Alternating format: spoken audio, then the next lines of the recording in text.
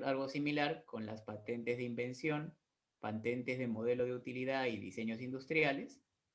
Asimismo, vamos a hacer una pequeña mirada a lo que es el derecho de autor y derechos conexos. Todo eso para que se pueda entender cómo es que se comunica o cómo es que se vincula la propiedad intelectual, ¿no? Que es todo esto, ¿no? Signos distintivos, patentes, derechos de autor, cómo se vincula todo esto con la competencia desleal. Muy bien, entonces comencemos. Primero con los signos distintivos. Los signos distintivos son varios, o mejor dicho, podemos identificar varios tipos, cada uno de ellos con sus reglas. Tenemos que tanto las marcas como los nombres comerciales, como los lemas comerciales y las denominaciones de origen comparten una misma base legal. Todo está en la decisión 486 de la Comunidad Andina. Recuerden que ese es el régimen común de la propiedad intelectual. Entonces, todos estos elementos, todos estos signos distintivos, se rigen por esa decisión. Y para completar los aspectos procedimentales, plazos, por ejemplo, está el decreto legislativo 1075. La autoridad es la Dirección de Signos Distintivos de COPI y en segunda instancia, quien resuelve cualquier conflicto o una denegatoria es la Sala de Propiedad Intelectual. ¿Por qué le llamamos signos distintivos?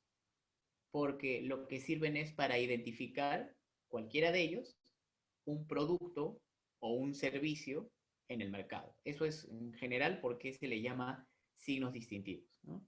Creo que ya lo había dicho en una sesión pasada. Si ustedes tuvieran 3 latas de leche, dos nacionales y una extranjera, y quisieran escoger la lata con leche extranjera, si no hay etiqueta y no hay ningún signo que identifique el origen de estos productos, no hay forma de saber, las latas son exactamente iguales. Y ese es el origen de los signos distintivos. O sea, imagínense los mercados medievales, donde ibas a comprar, por ejemplo, arroz, y había varios sacos de arroz, y esos sacos de arroz tenían orígenes distintos, ¿no? Diferentes eh, agricultores generaban esos sacos de arroz. Y habían algunos que eran pues más hábiles o más prolijos o más limpios en la producción de ese arroz y otros menos. O sea, había diferente calidad en los sacos de arroz. Si el saco de arroz no dice absolutamente nada, ¿cómo sabes cuál es aquel arroz que a ti te gusta y que tiene una mejor calidad, por lo menos según tu gusto y tus estándares? Por eso es que existen los signos distintivos, justamente, y son una herramienta muy, muy valiosa en el mercado. Las marcas, de acuerdo a la decisión 486, específicamente el artículo 134, dice que constituye marca cualquier signo que sea apto para distinguir productos o servicios en el mercado, ¿no? Primero, resaltar que es cualquier signo, así lo dice la decisión.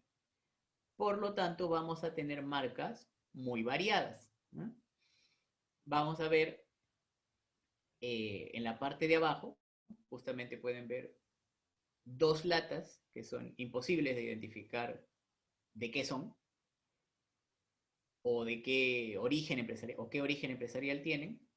Y por otro lado tenemos ya una sí identificable, ¿no? Una lata de cerveza identificable. Eh, Perdón, un segundo.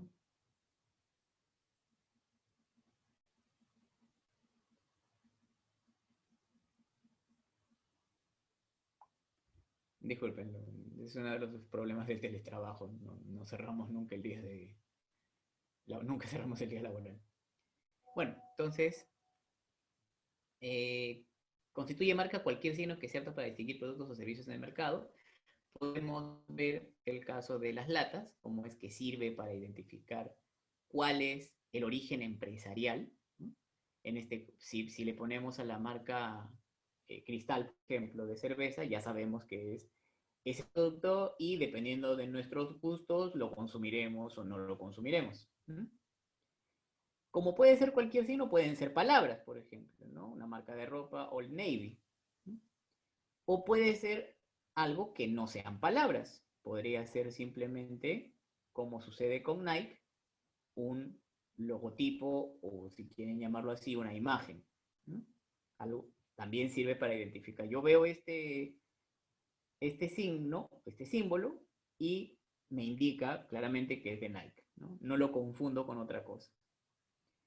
También los sonidos, sean musicales o no, también pueden ser consideradas marcas, y de hecho el caso de la corneta de Donofrio, ese sonido característico que hace, ese sonido, que no es música, ¿no? Está registrado en el Indecopi, es una marca sonora, ¿no? Adicional a eso, tenemos, bueno, este es si se ve la pastilla azul, en este caso, esta imagen de una pastilla azul está registrada como signo y está registrado también el color específico que está contenido en esa pastilla. Es decir, yo puedo solicitar proteger un color, pero siempre y cuando esté definido por una forma, ¿no? Si yo quisiera, por ejemplo, una estrella morada, podría generar un signo a partir de eso y registrarlo, ¿no? Entonces tiene que ser un color contenido por una forma. Eso significa que yo no puedo pedir, como regla general, el color rojo, el color azul, ni siquiera si lo pido de manera específica. Yo no puedo pedir el color azul Pantone 578. El código Pantone es justamente un código que existe, que en realidad se utiliza en el arte, ¿no? Diseños y demás. No es un código de naturaleza legal, pero es una codificación de los colores y sus matices. Entonces yo podría pedir un color determinado como marca, ¿no? Para que yo solamente sea yo el único que lo puede usar de manera exclusiva, pero tiene que estar delimitado por una forma, ¿no? En este caso tiene la forma de una pastilla. O también puedo pedir una combinación de colores. Por ejemplo, Tommy Hilfiger, esa especie de banderita que tiene, esa es una combinación de colores. Y como combinación de colores es perfectamente posible el registrarla, y de hecho está registrada. La botella de Coca-Cola es claramente identificable. Si yo le quito la palabra Coca-Cola, pero mantengo la forma, es claramente identificable que es Coca-Cola y que no es otro tipo de bebida gaseosa. Esta forma de esta botella, la botella clásica, es la botella Contour y es una marca también registrada y es una marca que ya no está protegiendo solamente una imagen. Lo que está protegiendo es una forma tridimensional. Igual, esa es una forma tridimensional del envase del producto. En este caso, la botella de Coca-Cola está registrada como marca tridimensional, en 3 dimensiones. Pero también puede ser marca tridimensional el producto en sí mismo. Es el caso del chocolate Toblerone. Este chocolate tiene una forma más o menos triangular porque se supone que debe simular los Alpes suizos. Entonces acá es el producto mismo el que tiene una forma tridimensional que sirve para identificarlo en el mercado. y también está registrado la forma del chocolate Toblerone. Si seguimos con el tema de la definición, entonces ya queda claro que puede constituir marca cualquier signo que sea apto para distinguir productos o servicios en el mercado. Pero se pone una condición. Pueden registrarse como marca los signos susceptibles de representación gráfica. Y en la representación gráfica, algunas cosas, por lo menos hasta ahorita, terminan siendo limitadas como marca, o en todo caso difíciles de registrar en el Perú y en el mundo. Por ejemplo, yo como todo lo que sea palabras, imágenes, formas tridimensionales, colores, todo eso es muy fácil de representar gráficamente, ¿no? Basta con escribir la palabra, colocar la imagen en la solicitud, colocar la imagen de la forma tridimensional en la solicitud, colocar los colores, o mejor dicho, el color definido por una forma, delimitado por una forma, y la combinación de colores. Todo eso es fácil de hacer. ¿Y cómo hago con los sonidos? En el caso de los sonidos, los que son musicales, los que son música, simplemente se necesita la partitura. Eso es la forma de representarlo gráficamente. Cuando se llama entre operadores de telefonía celular, más de una vez uno va a escuchar una pequeña tonada, ¿no? Que dependiendo de que llames a un operador distinto al tuyo, vas a escuchar una tonada. Esa tonada es una marca sonora registrada que las tienen tanto Claro como Movistar.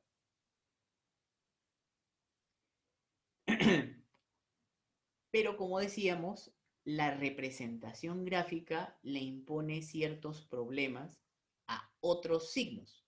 Por ejemplo, un signo olfativo es difícil de encontrar en el mundo registros y es imposible, al menos hasta ahorita, en Perú registrarlo, porque el olor no tiene una representación gráfica y el olor puede ser muy importante, entre otras cosas, para los perfumes, por ejemplo, ¿no? Y registrar como marca. Sí existen registros de marca, olores, por ejemplo, hay un perfume que supuestamente huele a hamburguesa y está registrado como marca en Europa, si la memoria no me falla. Pero en Perú y en muchos países, el tema de la representación gráfica indica que el olor en realidad no es hasta ahorita técnicamente fácilmente graficable, ¿no? Se han hecho intentos de describir gráficamente olores o de fórmulas químicas y demás, pero todo eso ha sido rechazado porque no permite identificar completamente y gráficamente el olor. Más o menos lo mismo ocurre con el tacto, ¿no? Existe un caso que sí está registrado en España, en el cual una botella de licor venía envuelta en una seda, ¿no? En una bolsita de seda. ¿Mm? Y muy, muy suave al tacto. E incluso tenía algunas protuberancias específicas, ¿no? Para poder identificarla. Y en España se registró, ¿no? Básicamente con una descripción gráfica. Pero en muchos países no se podría, incluido el nuestro, porque cómo describes gráficamente, cómo haces una representación gráfica del sentido del tacto, de cómo se siente, ¿no? Las descripciones en palabras ya se ha determinado que no son suficientes. Y en cuanto a al otro sentido, que es el gusto, en realidad, aparte del problema de la representación gráfica, ya allí hay un problema respecto de la distinción del producto o servicio. O sea, tiene doble problema. Lo que pasa es lo siguiente, sería muy difícil que yo pida un caramelo, registrar el sabor a fresa, por ejemplo. Ese es un sabor común, ¿no? Pero es su sabor. Entonces, no distingue cuántos caramelos y cuántos productos sabor fresa hay, ¿no? Entonces, la verdad es que no se puede, o digamos, no tiene sentido, no sirve para identificar el sabor un producto que se consume, que se come, ¿no? Y por el lado de la representación gráfica, ¿cómo hago para representar gráficamente a qué sabe? Nuevamente, la descripción de que sabe a fresa no es suficiente. Ahora, incluso, o sea, para que funcione un signo distintivo en base al gusto, pues yo tendría que ponerle sabor a algo que normalmente no tiene sabor, ¿no? No sé, imagínense una engrapadora sabor fresa, pero es un poco extraño que uno como consumidor pues vaya escogiendo e identificando las engrapadoras pues por probarlas, ¿no? Con el sentido del gusto. Entonces tampoco cuadra muy bien, tampoco cuadra muy bien. Y nuevamente, incluso cuando cuadra, o sea, cuando puede llevarse para distinguir, hay un caso en el exterior también, que son hay pelotitas que son juguetes para perro. Se las lanzas y juega. Y a alguien se le ocurrió ponerle sabor a estas pelotitas. Entonces fue un buen intento de poner un elemento distintivo a un producto o un servicio. Pero nuevamente el problema está en la representación gráfica. Entonces tiene que cumplir las dos cosas. Identificar el producto o servicio y además poder ser representado gráficamente, ¿no? Hasta ahorita, todo lo que sea percibible por los ojos es representable gráficamente y también el sonido, ¿no? Si es un sonido musical, se utiliza el pentagrama simplemente para representarlo. Si es un sonido no musical, se tiene que usar un sonograma. Y un sonograma es, si alguna vez les han hecho un electrocardiograma, para representar los latidos del corazón, el sonido que hacen los latidos del corazón, va a salir un papelito con una línea que se va moviendo para mostrar los picos del sonido. Esto mismo es un sonograma, es eso. Traduce las ondas sonoras no musicales a ese tipo de representación gráfica. En general, ¿cuáles son los derechos del titular de la marca? Si yo tengo una marca, ¿qué puedo hacer? Ok, con respecto al signo, ¿no? O sea, ya tengo el signo, yo soy el titular, yo tengo los derechos. ¿Qué puedo hacer? Hago un uso exclusivo del signo registrado, ¿no? Entonces, yo lo puedo usar y yo controlo quién más lo puede usar, a quién puedo yo autorizar para que se use, ¿no? Entonces, y ese uso es exclusivo, ¿no? Ya lo tengo yo ese signo, entonces solo yo puedo usarlo o autorizar a que otros lo usen. De hecho, el uso no es solamente una facultad, sino que se va por el lado también de la obligación. ¿Qué sucede si yo registro una marca y no la uso? Entonces hay un procedimiento de cancelación por falta de uso. Alguien, digamos, Alfredo Maraví, ve un signo en el mercado o busco yo registrar una marca propia y resulta que está en conflicto con otra ya registrada. Pero yo me doy cuenta, porque es mi sector económico, que ese signo que ya está registrado y que entra en conflicto con el mío, no se está usando. Y de hecho, no se ha usado en 3 años, que es el plazo que nos interesa. Entonces, como no se ha usado en un plazo largo, que según las normas es un plazo de 3 años después de que te han concedido el signo, entonces yo lo que puedo hacer es pedir cancelar ese signo que me está generando problemas y ¿con qué fin? Con obtenerlo yo, ¿no? Con obtenerlo no yo u obtener ya vía libre para que mi propio signo distintivo sea solicitado y aceptado, ¿no? Un tema importante es que el signo tiene que usarse tal cual está registrado. hay casos un poco tristes en los cuales el titular registró 3 pingüinos, ¿ya? 3 pingüinos animados, y luego lo empezó a usar solo con 2 pingüinos. Y el Indecopi dijo, no estás usando el signo tal cual. Tiene que ser lo más cercano posible, tal cual a como lo has registrado.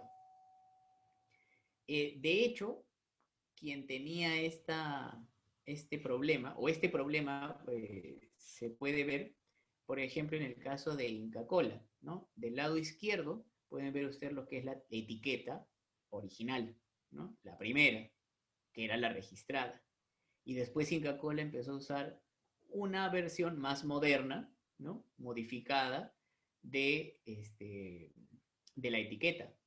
El problema está en que no registró esta nueva etiqueta, sino que pensó que la primera cubría la segunda, y en realidad no, ¿no? Después registró su etiqueta y ya no tuvo mayores problemas, ¿no? Pero en principio no es el mismo uso, porque no estaba usándolo tal cual estaba registrado. Ahora, aparte de usarlo con exclusividad, lo puedo transferir, o sea, ¿ya? Puedo dárselo, ya sea por motivos dinerarios, es decir, onerosos o gratuitos. Yo puedo transferir la marca, ¿no? Yo puedo registrar una y luego esa misma marca la transfiero. Se transfiere tanto acto intervivos, por contrato de transferencia, como por mortis causa, ¿no? Si yo tengo una marca y fallezco, como soy el causante y soy el titular de la marca, pasa a mis herederos, a mis hijos. La licencia se refiere justamente a que yo le autorizo a otra persona a usar esas marcas, ¿no? La licencia es algo así como si le estuviera alquilando la marca, ¿no? Y como es un bien mobiliario, se puede prendar, puede ser objeto de garantías. Con respecto a terceros, oponerte a que un tercero registre un signo idéntico o semejante para productos idénticos o semejantes al tuyo, y además que use el signo, ¿no? Como pueden ver en la parte de registro de signos, así es como se ve un registro de Indecopi, ¿no? Y abajo lo que tenemos son más bien alguien que le puso la característica M de McDonald's a unos jeans, pero la M de McDonald's es una marca registrada, entonces no se podría usar el signo de McDonald's en otro producto, incluso en los jeans, sin la autorización del titular, ¿no? De McDonald's.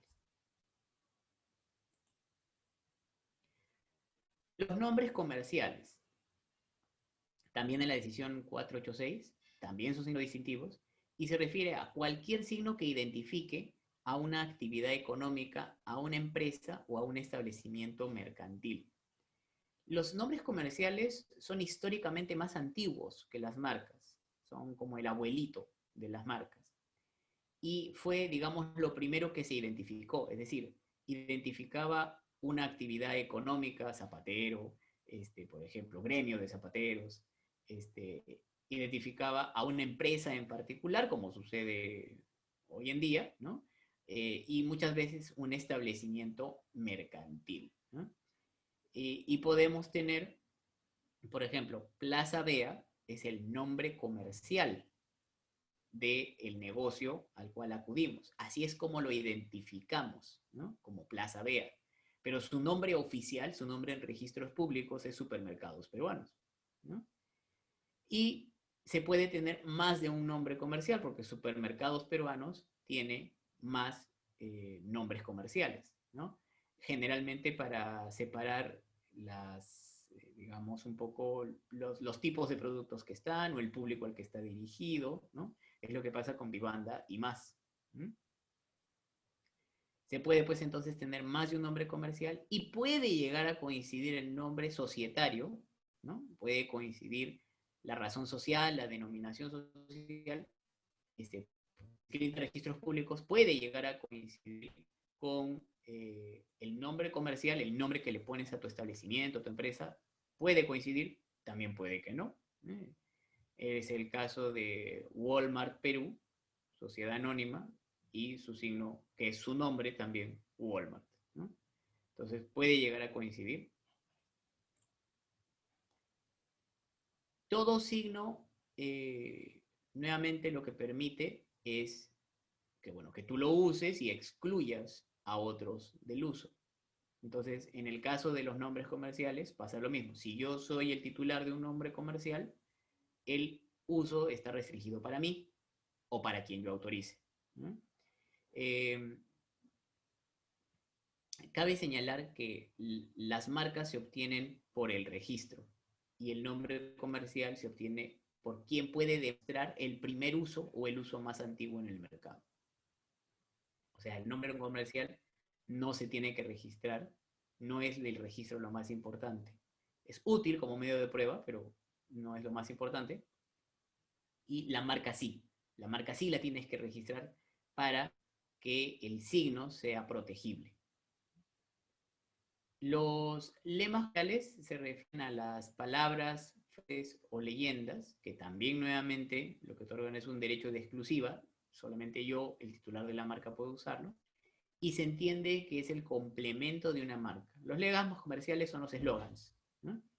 Y su vida está unida a la marca. Lo que le pase a la marca le pase al lema comercial. Si la marca la cancelan por falta de uso, el lema comercial se cancela por falta de uso también. Nuevamente, lo que le pase a la marca, el lema comercial no puede existir solito. En un precedente del año 98 del INDECOPI, se pusieron varias exigencias respecto del registro de lemas comerciales. Se estableció que no puede ser una frase simple ni de uso común. No puede ser una frase sin fantasía que solo alabe, ¿no? Sirva de alabanza para bienes o servicios. Y no debe transmitir un concepto o idea genérico ni descriptivo, porque las marcas no pueden ser ni genéricas ni descriptivas, ¿no? Yo no puedo ponerle como marca la palabra silla para vender sillas, ¿no? No puede ser porque nadie me podría dar la exclusividad sobre una palabra que sirve para identificar en genérico al producto.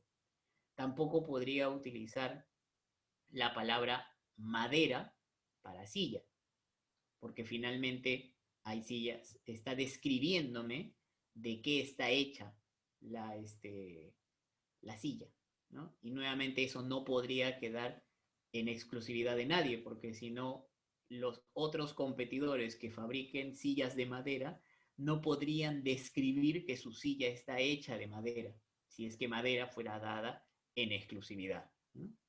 Entonces, las marcas no pueden ser genéricas ni descriptivas y, por lo tanto, los lemas comerciales tampoco pueden serlo. Antes de que se diera este precedente, ya estaba el lema de Donofrio, cerca de ti, porque probablemente cerca de ti, que es un lema, un eslogan bastante conocido, en realidad es una frase simple, es una frase de uso común, no, probablemente si hubiese sido solicitado como parte, digamos, en la época del precedente, no se hubiera conseguido, pero es previo. ¿Cuál sí es una frase acorde con el precedente?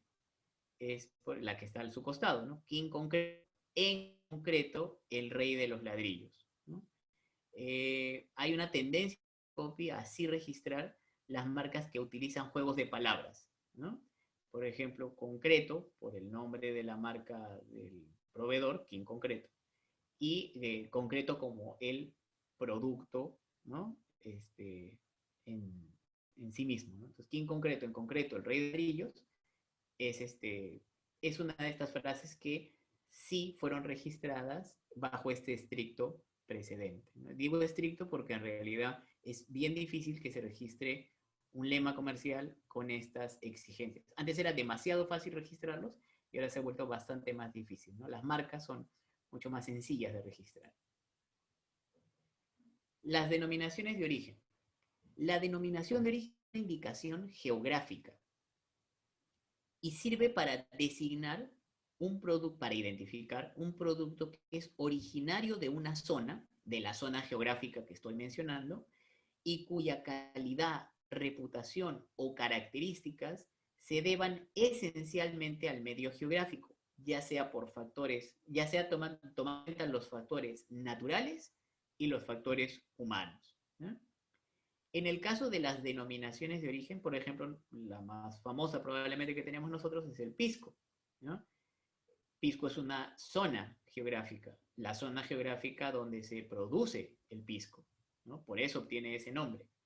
El producto es único en realidad e irrepetible en el planeta.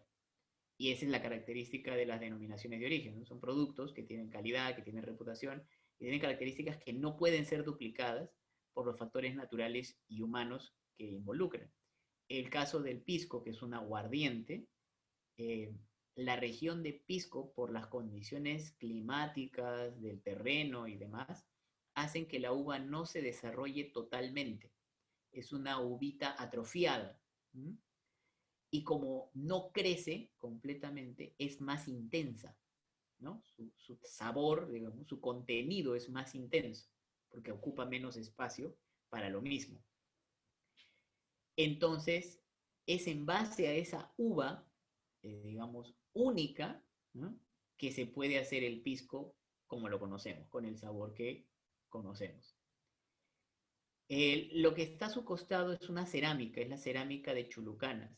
Y en este caso es lo que lo hace único, irrepetible, valioso definitivamente, es que se hace de una arcilla, que también es única, y se pinta con humo, ¿no? Que es una técnica no muy común, ¿no? Entonces, ambos elementos ayudan a que la cerámica de Chulucanas haya sido dada una denominación de origen. Y luego tenemos el caso del maíz blanco gigante del Cusco, ¿no? Que es justamente de Cusco y que tiene más o menos el doble de un diente de choclo común, ¿no? O de maíz. Ya incluso hay golosinas, quizás alguna vez las han visto en los supermercados, ¿no? De justamente el maíz blanco gigante del Cusco. El caso de la indicación geográfica es particular porque la denominación de origen es de titularidad del Estado. O sea, el Estado es titular, si quieren llamarlo, es dueño de la denominación de origen pisco, cerámica de Chulucanas, maíz blanco gigante del Cusco. Pero los productores que siguen los estándares, ¿no? Correspondientes, por ejemplo, producir pisco en la zona de Pisco, pueden usar la denominación de origen. De hecho, hay como una especie de comité que verifica, digamos, el uso apropiado, ¿no? Porque, claro, yo voy a estar tentado a empezar a preparar aguardiente en otra parte y empezar a llamarlo pisco, ¿no? Eso no puede suceder, ¿no? Eso no debe suceder porque afecta obviamente también la reputación en general del producto. Entonces, el titular es el Estado, pero los empresarios involucrados en la producción de pisco o en la venta de maíz blanco gigante de Cusco o de cerámica chulucanas pueden utilizarlo siempre y cuando se cumplan con, entre otras cosas, mantener esas características que esencialmente hacen al producto único e irrepetible. En el mundo es muy común que haya muchas denominaciones de origen y de hecho las de alcohol son muy conocidas, ¿no? Tequila, por ejemplo, y champán de Francia, ¿no? Entonces, ambos son ejemplos de denominaciones de origen de otros países. La denominación de origen la protegemos en nuestro país y hay convenios para protegerse mutuamente denominaciones de origen con otros países, que eso es lo que hemos hecho, digamos, celebrar tratados al respecto. Como comenté en una sesión pasada, el problema que hay con el aguardiente de Chile, ¿no? el llamado pisco chileno, es que ellos lograron si bien nosotros tenemos la razón, en el sentido de nosotros fuimos los primeros en hacer uso de la denominación pisco por la región de Pisco para poder identificar este tipo de aguardiente, Chile lo que hizo fue estableció convenios vía tratados bilaterales con los principales importadores de alcohol, ¿no? Y eso nos ha limitado a nosotros respecto de que podamos ser los únicos en el mercado mundial que nos llamemos pisco, ¿no? Generalmente tenemos que coexistir y es, como dije, muy común que en Europa te pregunten, si es que ves que hay pisco disponible, te pregunten si deseas chileno o peruano. Las patentes de invención, modelos de utilidad y diseños industriales, en este caso, ya lo que hablamos es de mecanismos que sirven para proteger invenciones, mejoras o aspectos estéticos. Hay dos clases de patente, patente de invención y patente de modelo de utilidad. El diseño industrial no es una patente, ¿no? Ahí es el registro del diseño industrial. Nuevamente aquí la decisión 486 y el decreto legislativo 1075 es la base legal. La autoridad es la Dirección de Invenciones y Nuevas Tecnologías del INDECOPI y la Sala de Propiedad Intelectual es quien resuelve en segunda instancia cualquier conflicto que haya respecto de estos elementos. La patente de invención. Las patentes de invención son para productos o para procedimientos. O mejor dicho, hay patente de producto y patente de procedimiento, ¿no? Ejemplo, el proceso de pasteurización, ¿no? Siempre escuchamos leche pasteurizada, producto pasteurizado. ¿Qué cosa significa pasteurizado? Significa que ha sido hervido para eliminar los microbios que son dañinos para el ser humano.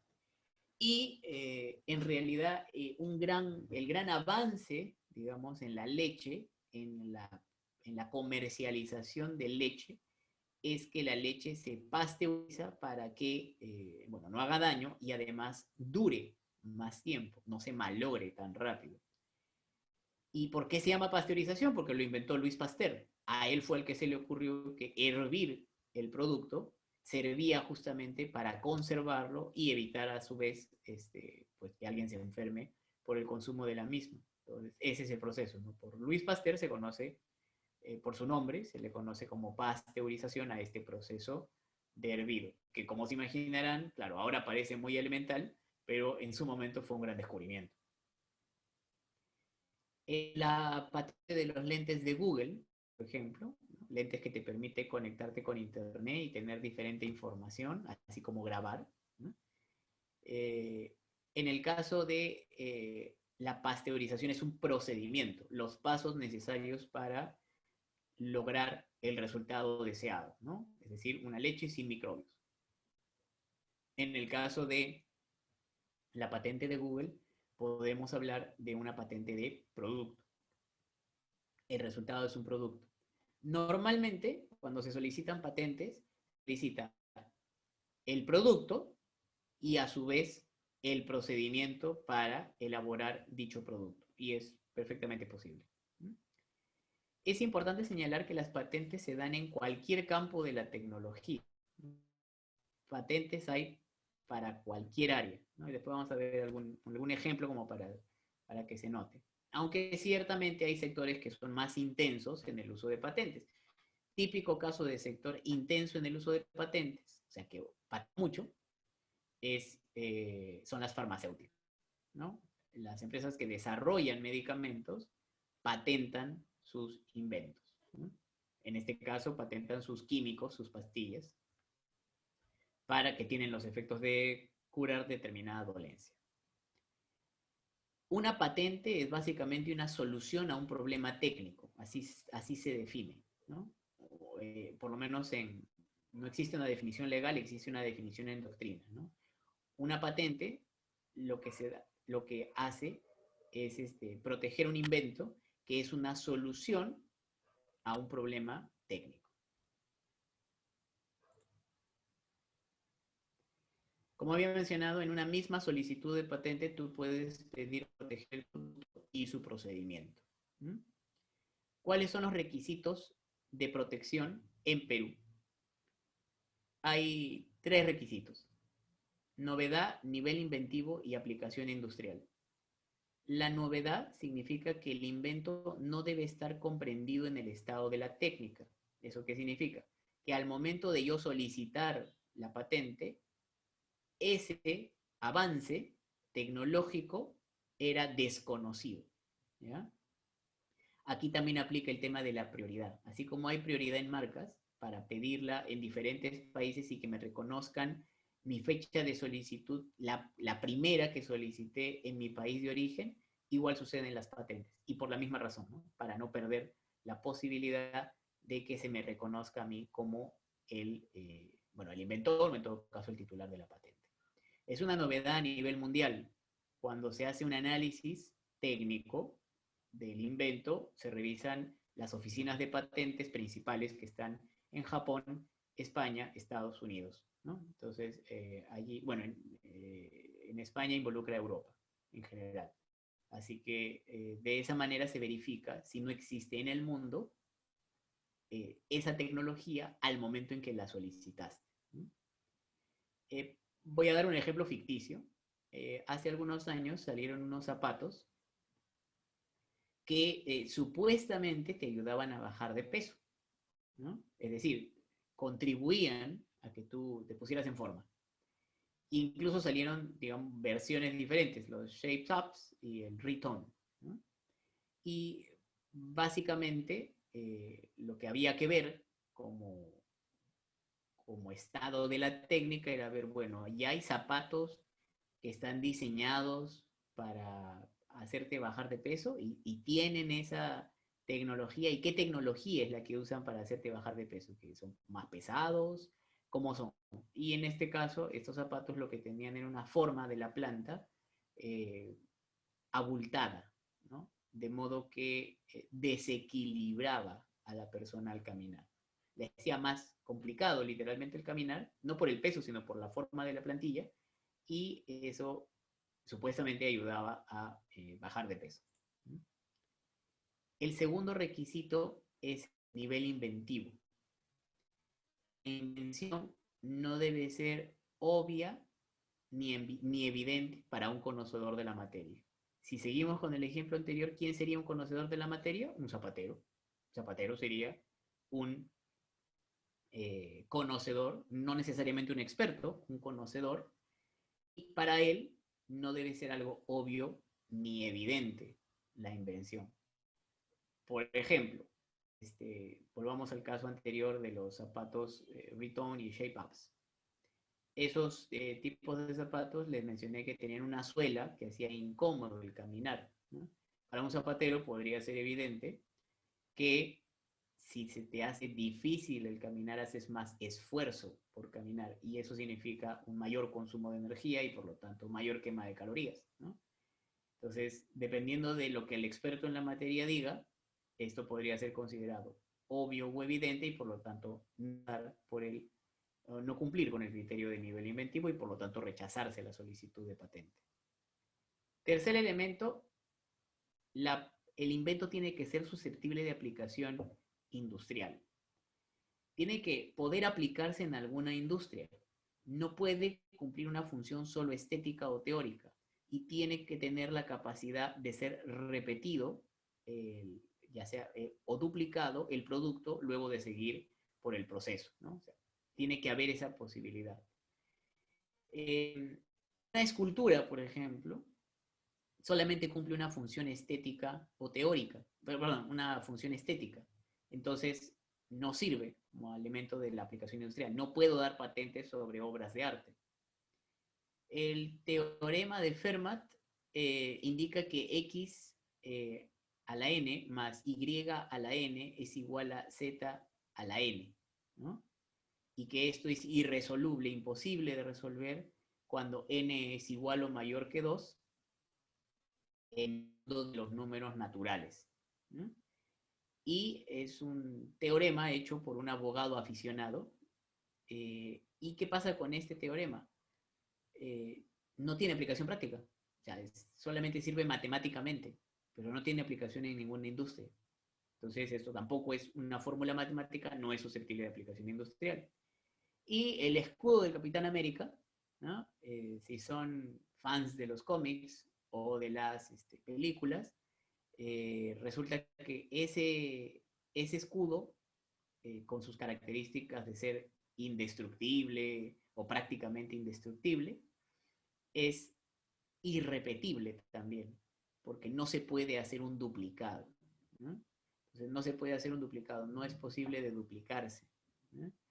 Fue, si seguimos el origen de los cómics, resultado de un accidente, ¿no? Entonces, si no puedo repetir el proceso, no me sirve para cumplir el requisito de susceptible de aplicación industrial.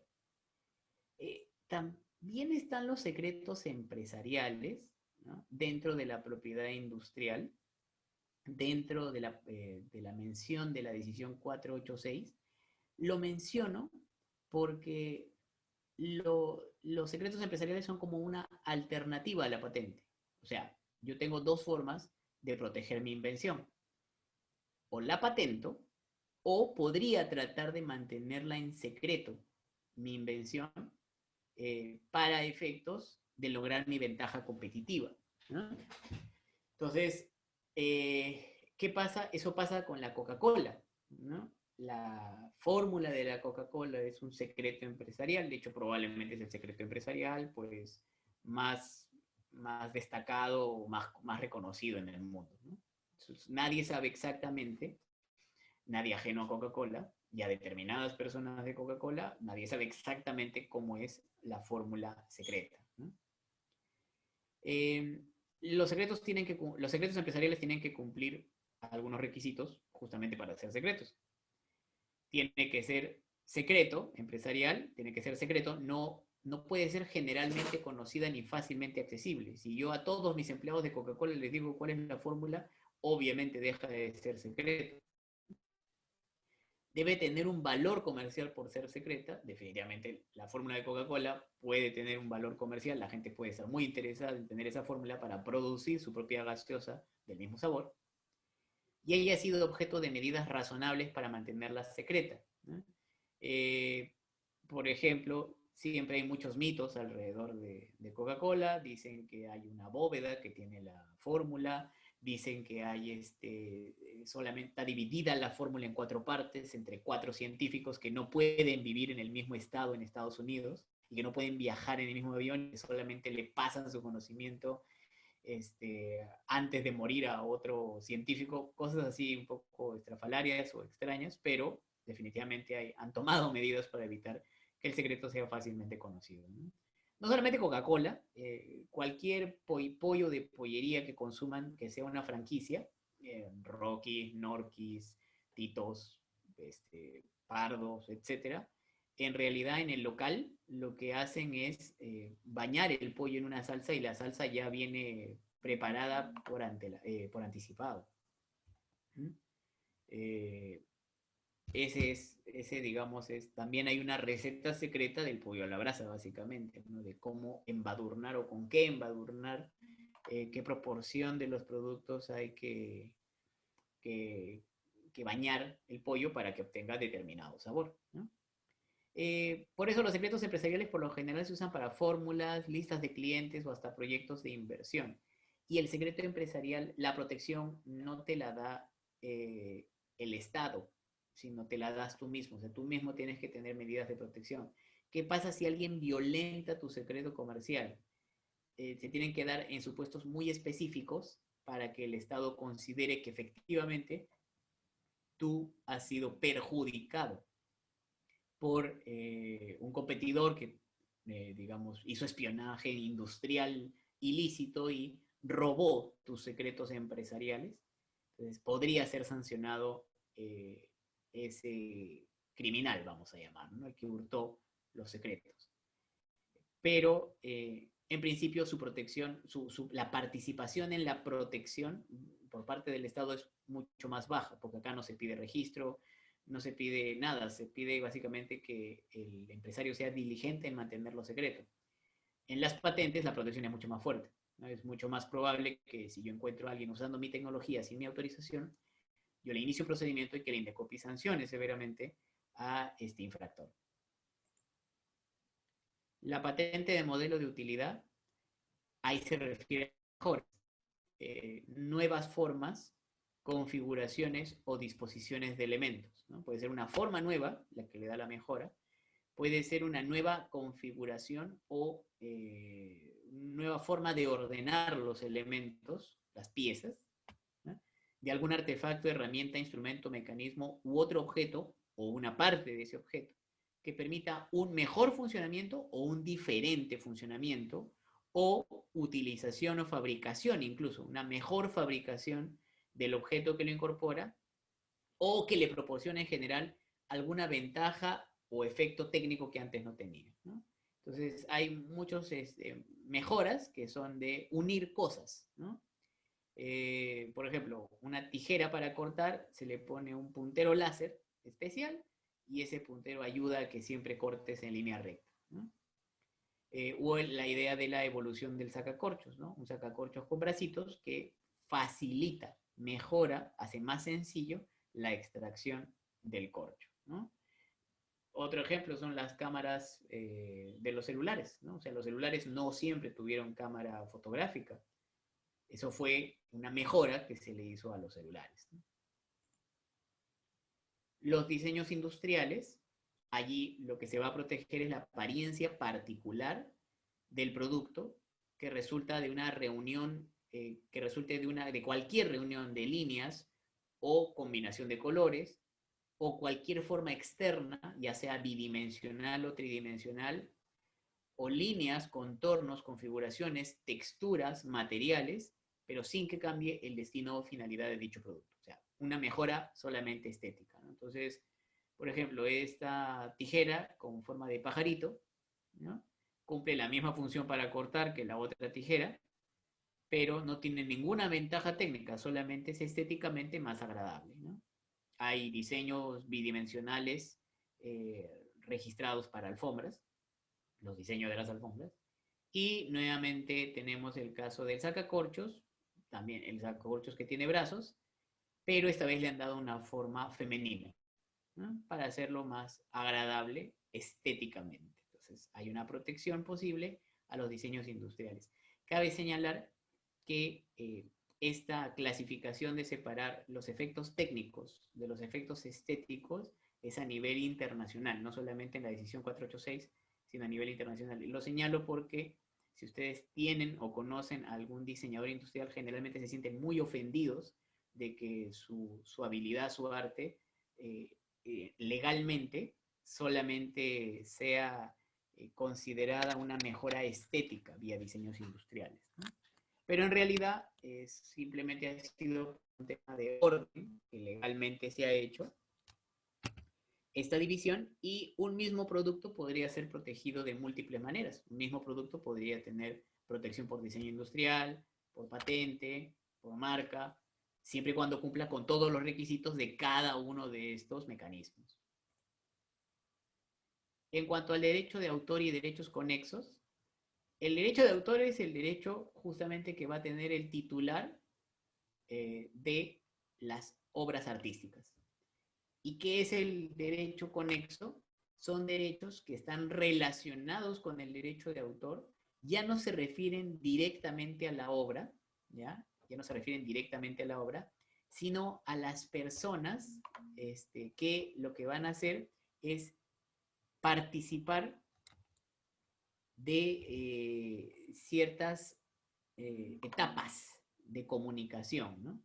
En los derechos conexos vamos a ver que hay derechos conexos para los artistas, los intérpretes, los ejecutantes, ¿no? Porque una cosa es la canción, por ejemplo, hecha, pero otra cosa es cantarla, interpretarla, ejecutarla, tocar la guitarra correspondiente para esa canción, etcétera, etcétera, ¿no? Entonces, se le da derechos a los comunicadores, a los que ayudan a que las obras se pongan en el mercado y se difundan y se conozcan, ¿no? Porque generalmente nosotros en realidad conocemos más al intérprete que al verdadero autor de la canción, por ejemplo, si hablamos de una obra musical. La base legal, hay una decisión de la Comunidad Andina, la 351. Está también el decreto legislativo 822, que ya es norma nacional. La ley 28131, que es la ley del artista, intérprete y ejecutante para efectos de los derechos conexos. La autoridad competente es la Dirección de Derechos de Autor del INDECOPI y, en segunda instancia, la Sala de Propiedad Intelectual. Una obra artística es toda creación intelectual, personal y original, susceptible de ser divulgada o reproducida en cualquier forma conocida o por conocerse. Creación intelectual, personal y original. Como es personal, tiene que ser de un ser humano. Cuando vean estas imágenes, estos videos de monos, vacas o lo que sea pintando, eso no es obra. Tiene que ser una creación humana. Y susceptible, ¿no? Que sea capaz de ser divulgada, comunicada o copiada, reproducida, en cualquier forma que sea conocida o por conocerse. Cuando se crearon las leyes de derechos de autor, Internet no existía, pero Internet es una forma de reproducir y de comunicar las obras. Así que las reglas del derecho de autor se aplican al Internet, al mundo de Internet, tal cual. La originalidad se refiere a que la obra debe expresar lo propio del autor, llevar la impronta de su personalidad o su individualidad o su singularidad, ¿no? Eso significa lo siguiente. Voy a dar un ejemplo.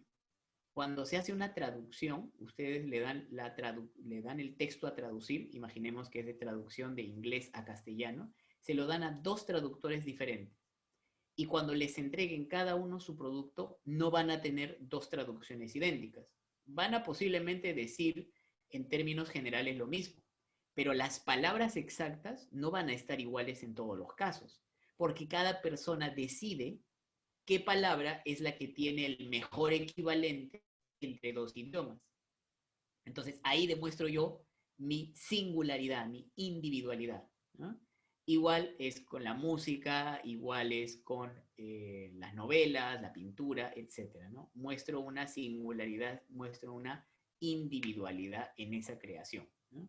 Lo cual no significa que tenga que ser una creación notable de un genio o algo así. No, se protegen todas las obras al margen de su calidad. Y se protege exclusivamente la forma de expresar la idea, no la idea misma. Es el caso de perro, ¿no? O sea, hay una idea llamada perro, ¿no? Cuando yo digo perro, ustedes se generan una imagen mental. Y estos dos dibujos, si bien son muy diferentes, expresan la misma idea, ¿no? Entonces yo puedo proteger a Pluto, ¿no?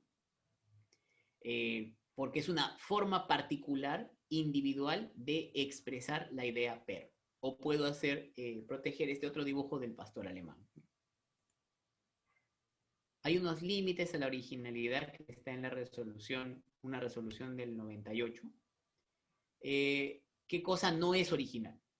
No es original lo que ya forma parte del patrimonio cultural. Este es un ejemplo de una escultura de Machu Picchu de chocolate. Machu Picchu es patrimonio cultural, por lo tanto la escultura no tiene derechos de autor a pesar de ser una escultura. No es original la naturaleza de las cosas ni una mera aplicación mecánica de lo dispuesto en normas jurídicas. Imagínense que yo quiero registrar como obra la redondez de una pelota. Ser redondo es lo que caracteriza una pelota, entonces no, esa es la naturaleza de ese objeto, por lo tanto no podría ser objeto de derecho de autor una simple pelota redonda. Y lo que sea mera aplicación mecánica de lo dispuesto en normas jurídicas, por ejemplo, hubo varios intentos al inicio del INDECOPI porque los abogados trataban de que se registren como obras los escritos que ellos hacían, ¿no? Los escritos de contestaciones de demanda o de demanda. Pero en realidad lo que determinó el INDECOPI es de que los requisitos que debe contener una demanda, una denuncia, etcétera, ya están en la ley. Por lo tanto, lo único que haces es plasmarlos en un papel. Así que eso es una mera aplicación mecánica y no se puede considerar original. La simple técnica, las instrucciones simples que solamente requieren la habilidad manual para ejecutarse, por regla general, las recetas de cocina entran dentro de esta categoría y por lo tanto no se consideran originales las recetas de cocina, porque se entiende como simples técnicas o instrucciones simples, ¿no? Tome 2 huevos, bátalos, mezclalos con harina, agregue azúcar, métalos al horno por X tiempo, ¿no? Ese tipo de instrucciones.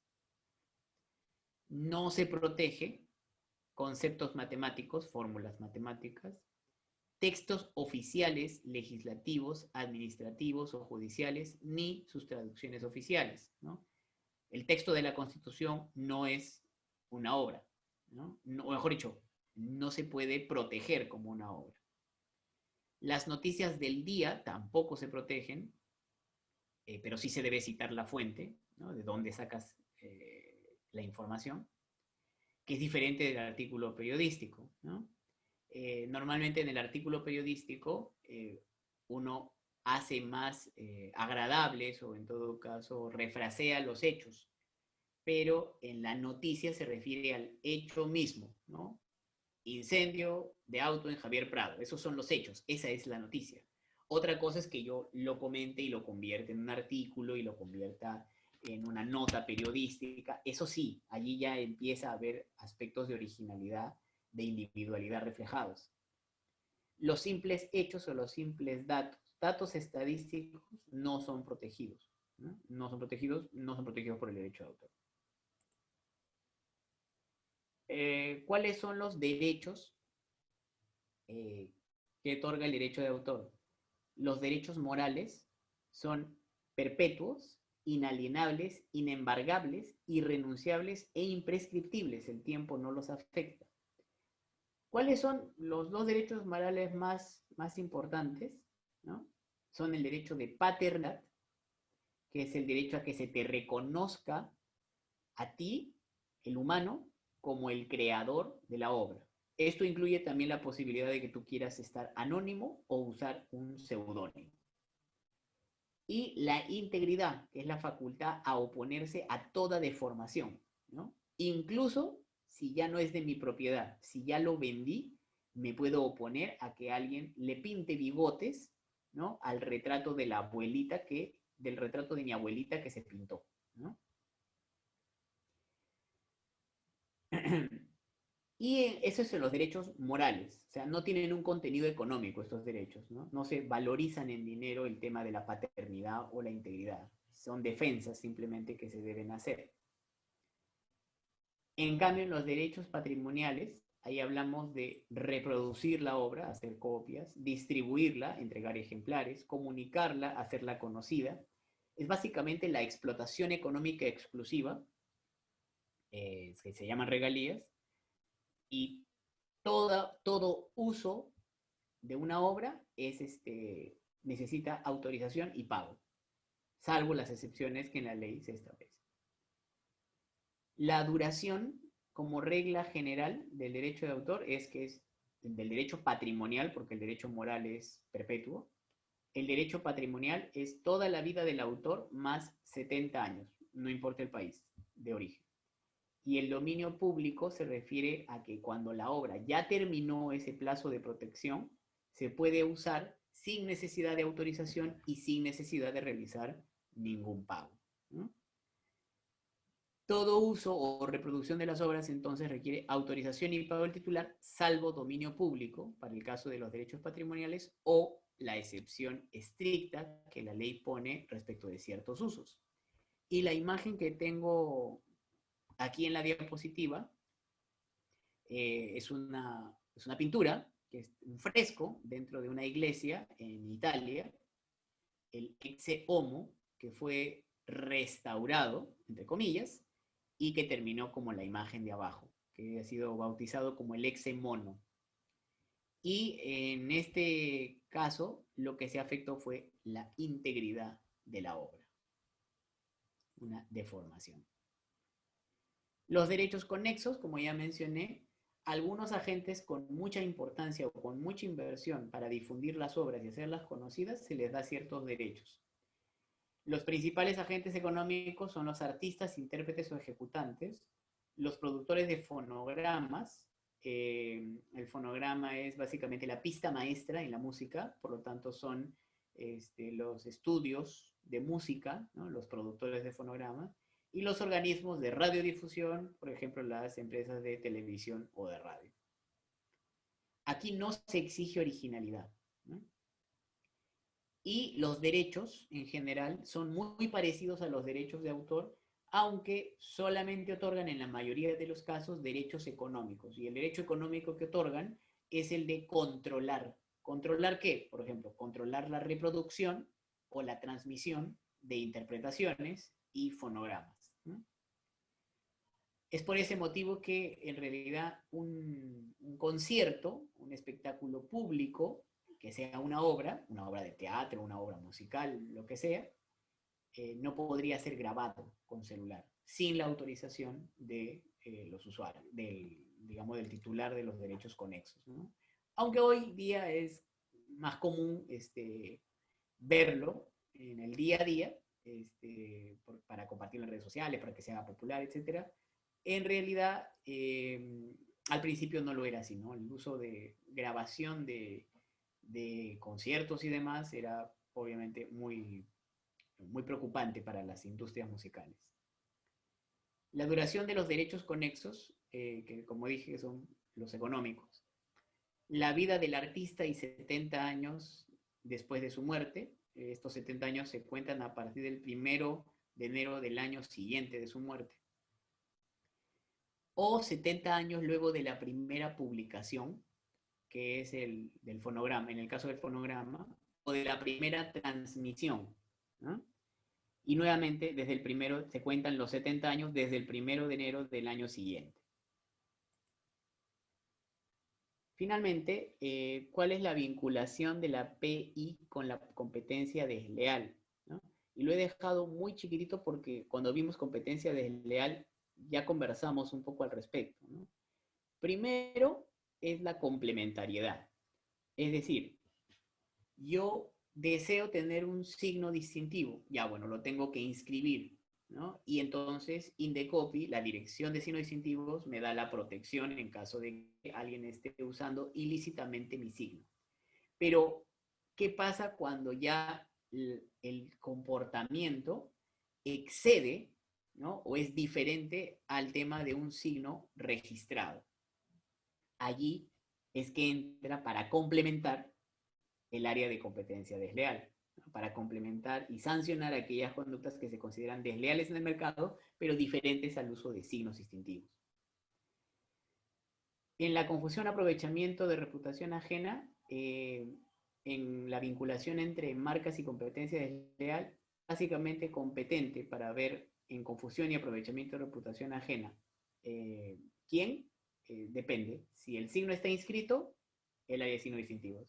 Si el signo no está inscrito, porque por ejemplo solo está solicitado, entonces es el área de competencia desleal. Y otro tema es el uso lícito de signos distintivos ajenos en la publicidad comparativa, como ya se había mencionado en el módulo que vimos competencia desleal, ¿no? Usar un signo distintivo ajeno es permitido en publicidad comparativa, pero entre otras cosas tiene que ser publicidad objetiva, ¿no?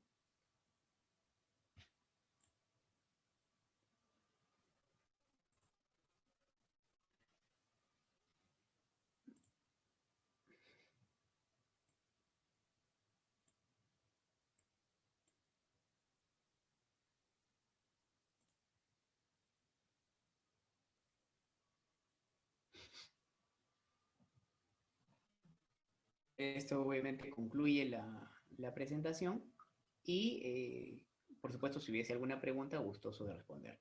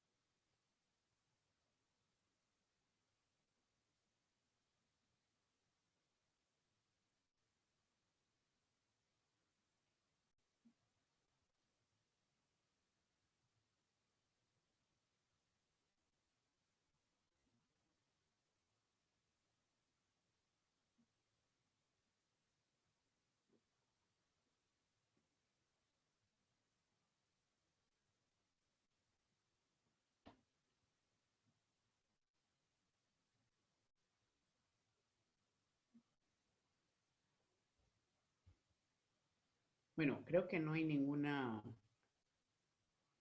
pregunta. Eh, en todo caso, si hubiese alguna posterior, no hay ningún problema, la pueden comunicar a través de Égida, de Excala, a mi correo y gustoso les daré una, una respuesta. Y bueno, agradecerles la presencia, ¿no? Y bueno, ya nos estamos viendo para la siguiente sesión. Muy buenas noches con todos.